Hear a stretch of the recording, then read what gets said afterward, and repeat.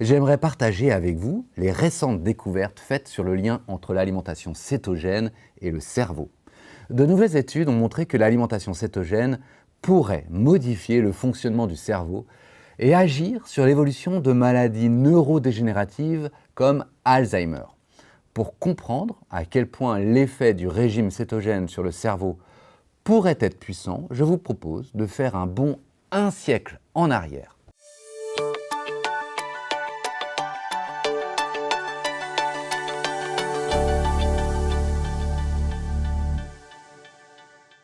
Depuis l'époque des Romains, on soignait les épileptiques en les privant de nourriture. Les médecins avaient remarqué qu'au bout de quelques jours de jeûne total, l'état des malades s'améliorait.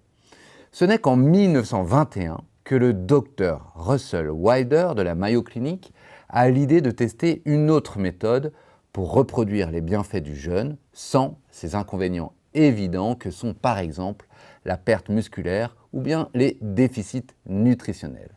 Le docteur Wilder réduit drastiquement l'apport en glucides, c'est-à-dire les sucres, chez ses patients épileptiques et leur fait consommer beaucoup plus de graisse. Et cela semble marcher. Les crises d'épilepsie s'espacent et ces patients semblent aller de mieux en mieux. Sans le savoir, ce médecin américain vient de donner naissance au régime cétogène. Comme dans le jeûne, Wilder observe que le foie produit des substances qu'on appelle des cétones ou bien des corps cétoniques. Ces corps cétoniques semblent limiter les convulsions et protéger le cerveau des malades. Cette alimentation cétogène a été éclipsée pendant des décennies par les médicaments anti-épileptiques. Mais aujourd'hui, l'alimentation cétogène est encore recommandée pour les personnes qui ne peuvent pas suivre de traitement médicamenteux. Les scientifiques n'ont pas encore parfaitement compris le mécanisme qui permet aux cétones de diminuer les crises chez certains épileptiques. Mais un tel succès sur une maladie aussi sérieuse a poussé des chercheurs à s'intéresser aux effets de l'alimentation cétogène sur d'autres maladies du cerveau. Et ce qu'ils ont découvert sur le fonctionnement des neurones pourrait transformer la vie des malades d'Alzheimer. En réduisant l'apport en sucre, le régime cétogène aide à réguler la production d'insuline et à lutter contre le diabète de type 2. Or, en 2005, une chercheuse américaine fait une curieuse découverte sur les malades d'Alzheimer. Elle observe que leurs neurones sont moins sensibles à l'insuline que chez des patients sains. L'insuline est pourtant indispensable pour permettre à nos cellules de récupérer le glucose présent dans le sang et de s'alimenter en énergie. Privés de ce précieux glucose, les neurones se mettent à dysfonctionner. C'est un peu comme si elles mouraient de faim. Cela favoriserait alors l'apparition des fameuses plaques bêta-amyloïdes dans le cerveau, qui sont caractéristiques de la maladie d'Alzheimer. Certains scientifiques désignent même la maladie d'Alzheimer comme un diabète de type 3. Actuellement, c'est un sujet bouillant dans la recherche sur le déclin cognitif. L'insuline pourrait jouer un rôle déterminant dans l'apparition de la maladie d'Alzheimer. D'après David Tain, auteur d'une étude israélienne parue dans le Journal of Alzheimer's Disease, il est de plus en plus prouvé que l'insuline exerce de multiples fonctions dans le cerveau, donc une mauvaise régulation de l'insuline peut contribuer à une accélération du déclin cognitif et potentiellement à la maladie d'Alzheimer. Si vos neurones ne peuvent plus se nourrir de glucose à cause d'une résistance à l'insuline, il faut leur fournir une autre source d'énergie. Les cétones ou corps cétoniques pourraient alors jouer ce rôle. En effet, quand votre foie se met à produire des cétones, l'insuline n'est plus indispensable pour apporter l'énergie nécessaire à vos cellules. Comment est-ce possible ? Chacune de nos cellules, y compris les neurones, sont équipées de minuscules centrales énergétiques qu'on appelle les mitochondries. Ces petites usines peuvent carburer soit au glucose, soit aux cétones. Certains médecins pensent que l'alimentation cétogène pourrait ainsi aider les neurones défaillants à maintenir un apport en énergie suffisant et peuvent ralentir ainsi, voire stopper la maladie d'Alzheimer. C'est ce que raconte le docteur Newport dans son livre maladie d'Alzheimer et s'il existait un traitement. À propos de son mari, Steve, atteint de la maladie d'Alzheimer.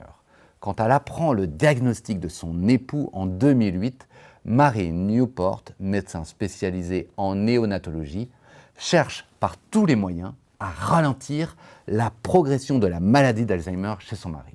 Elle découvre les travaux du docteur Henderson, démarrés 8 ans auparavant.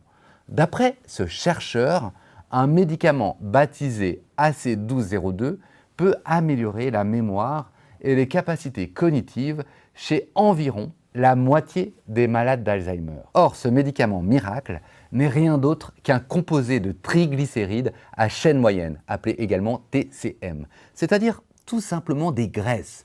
Mary Newport décide alors de faire consommer chaque jour à son mari de l'huile de coco, qui est la source naturelle la plus riche en TCM.